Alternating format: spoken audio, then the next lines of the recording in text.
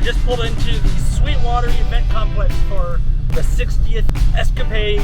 This is all empty right now, but in just a few hours, all of this is going to be completely full. My name's James Kocha, and I'm the Education Director for Escapee's RV Club. We're Jean and Dwayne Mathis. We're the Escapade Directors. Hi, I'm Joel Holland, and I'm the CEO of Harvest Hosts. JP's little party in a box just arrived for the Escapade today. Did you know it is impossible to barbecue with tongs and not click them before you start barbecuing? Try it. I dare you to try it.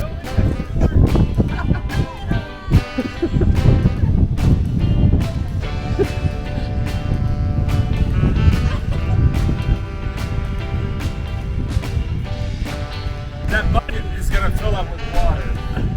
It comes on twice a night. I'm cold, I'm wet. Yeah.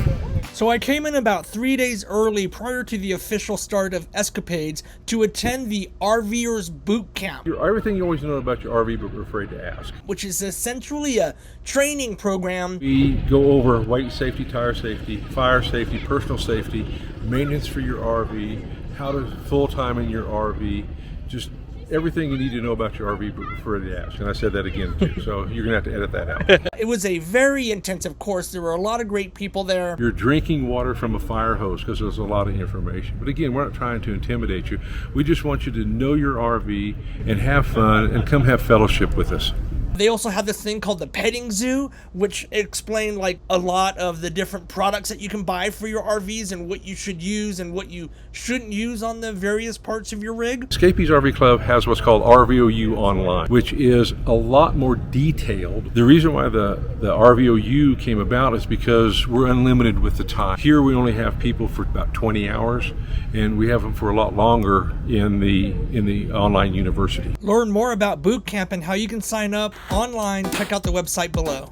People are starting to pile into the auditorium behind me for opening ceremonies. You're all set? Oh yeah, ready to rock. Yeah, ready to go. The opening ceremonies are over, and now we have the ice cream social followed by the first timers mixer. Oh no. The ice cream was melting before they can give it out. It's like 90 something degrees out here in Wyoming right now. All right, I'm heading over to the first timers social. I had to go back to my rig and grab a drink for this event because, you know, it started at 5, so. And it's a BYOE, a bring your own everything.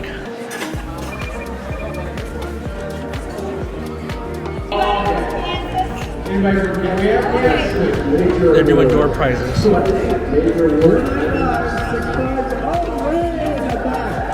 make Mike run for that. The entertainment for the first night is a magician. She's been on stage for about 10 minutes now and has done no magic. There's a mass exodus of people leaving the show right now. It's kind of sad, actually. Okay, so I'm off to the Escaper Social. Now, we are at an Escapee event. So if you are an escaper, you are automatically an escapee. But if you are an escapee, you are not automatically an escaper. So a lot of people have been asking, well, what is an escaper? And the most common answer to that question that I've heard people give is the escaper happy hour doesn't start till 9:30. And then people will kind of know whether the escaper group is right for them or not. So I'm off to the social hour. I don't know these people. I've never seen them before in my life. When I worked in casinos, I was in charge of the gambling department and the problem gambling department. And we had a brochure that said, when the fun stops. And that's pretty much what's going on over here. Party's over. We are beyond our curfew with amplified sound. Okay, so it's day 2 here at the Escapade, and it's a busy day. So right now at 1 o'clock, I'm heading over to the Winnebago tours where they have some brand new models that they have on display. They're like model rollout number 1 and 2 of these different floor plans. There's like 3 happy hours going on at the same time. There's RV Country happy hour, then there is the Harvest Host happy hour, and the Escaper Social, all happening pretty much at the same time. You just hit the button? Yeah, no slam latch. Yeah, no slam latch. You hit the button and it pops open. And then close it and hit the button.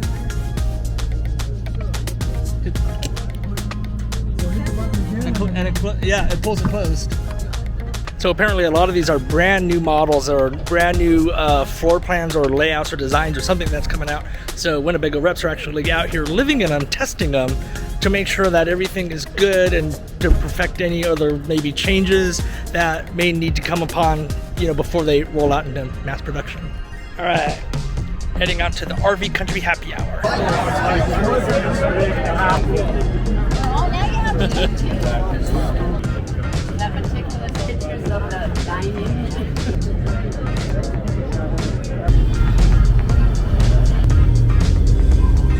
At the RV Country Happy Hour, 1 down, 2 drinks, escapers left, harvest host left. Got this up here, so Okay, well, I'm putting my drink down here because the escapers event is just ending, the official one, and we are all moving over to the harvest host happy hour, which has booze included, like for free. So that's where we're all going. So the harvest host happy hour is just like a couple rows down, and I am already here.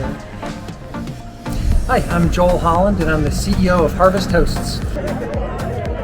Harvest Hosts is a membership club for RVers that connects you with over 2,400 wineries, breweries, distilleries, golf courses, museums, and other unique attractions that invite you to stay overnight and have a really fun time. You never pay any camping fees. Instead, you'll visit a winery as an example, and we ask you to support the local merchant. So buy the wine, buy the fresh produce, spend a little to say thank you for having a really wonderful experience on their property. And our team is working really hard to add over 200 new hosts every single month. The most unique experience I've had was visiting Heartland Farm in Kansas, which is a farm run by 3 nuns who are in their 80s. And one of them makes alpaca scarves, one makes soaps, and the third gives massages. So if you've never had a massage from an 80-year-old nun on an alpaca farm, highly recommend it. And that's just an example of the kind of experience where you leave that and you want to tell everybody. Like, guess what I did last weekend? It was way cooler than what you did. So when I was in Colorado, I stayed at the Air Museum, and that was a harvest host. When I was up in Evergreen, that was a harvest host. Back at the wineries in Peck, Kansas at the Wildwood Cellars, that was a harvest host. So there's a lot of great opportunities to have really unique camping experiences. It's all dry camping, so you have to be self-contained, but they are absolutely amazing hosts, absolutely amazing places, and this is a booth. How many times have I said in my videos that I have the worst luck with wind? Take a look at this. I'm getting those windstorm things. Look at this. And we're inside the big old tent, and it's just like rocking and rolling.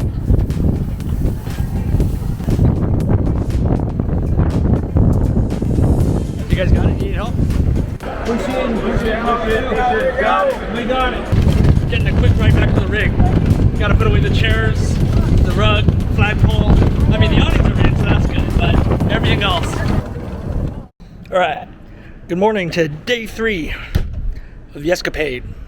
And just to show that anything can happen at these events, we're going to something very special.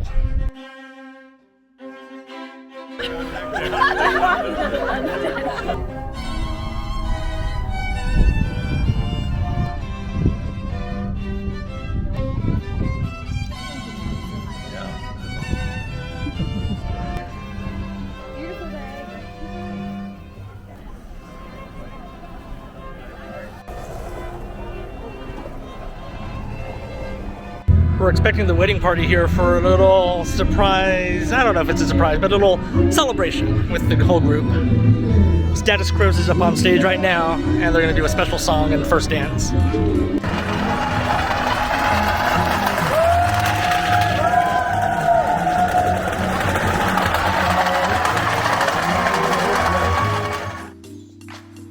We're Jean and Dwayne Mathis. We're the Escapade directors. We have been doing this since... I just got a bug up my nose. Okay, can we start over? Okay. Completely? Okay. That was very strange. We have been doing this since 2015. Our position here, we find the rally events, we figure out if the event sites will work. We do everything from top to bottom. On average, we get somewhere between 800 and 1,000 rigs. So we're in the 2,000 area. We usually do tend to have about roughly 50% first-timers each time. There's always new people coming into the RVing lifestyle.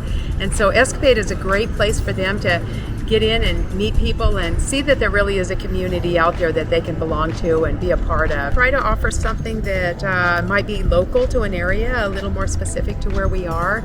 And then a lot of our vendors want to give seminars to educate people on their products and how to use things and things that'll work for their lifestyles. And then we try to get just seminars of different interests and stuff, everything pertaining to RV lifestyle to a point, maybe talking about boondocking or maybe talking about work camping, or we try to mix it up and have as much of a variety as possible. We just want people to know that there is a community for them within Escapees, and Escapade brings that together for everybody.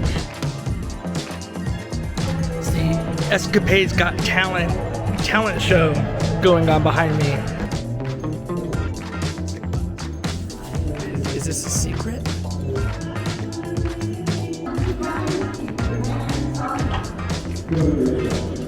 One of the greatest things about talent shows and stand-up comedians and a crowd where you all have something in common is you can do very hyper sorts of topics. So there's a girl up on stage right now doing all RV jokes about driving up and down hills and stuff like that.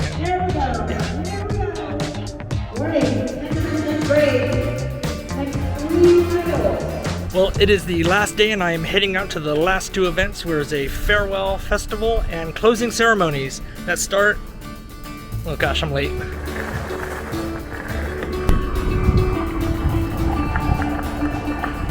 Okay, well, I'm gonna stop this right here because instead of taking you to the closing ceremonies, I don't want anyone to think of these rallies as an ending. Closing ceremonies kind of indicates that everything is over, and although the event is over, the fun is just starting, because the people that you meet at these rallies, at these events, usually will travel with you, or you create your own little small groups and you say, hey, I'll meet you here in a month, or hey, we're going to be in the same area, maybe we need to connect then. There's a lot of people that don't even know where they're going after rally, because you meet some friends and then you connect and you go somewhere else together. So there's no closing ceremonies when it comes to an Escapee event or an Escaper Convergence or any other RV rally that you go to.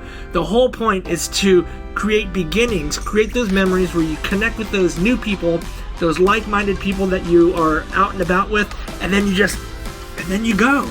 So no closing ceremonies, because at the end of these, that's when the fun of RVing really starts. Coming up on the next episode of Claim the Vision. 108 people got stuck on the highway as a result of flash flooding and mudslide. I-70 is now closed. I am in a predicament here. What should have been a 3-hour trip is going to be now 7 hours. But here's something interesting. We got wild horses. If you learned something new in this video, please hit that like and subscribe button. It really does help me out on this channel as we continue to grow and share more about life on the road. Thanks so much for watching Claim the Vision, and we will see you in the next video.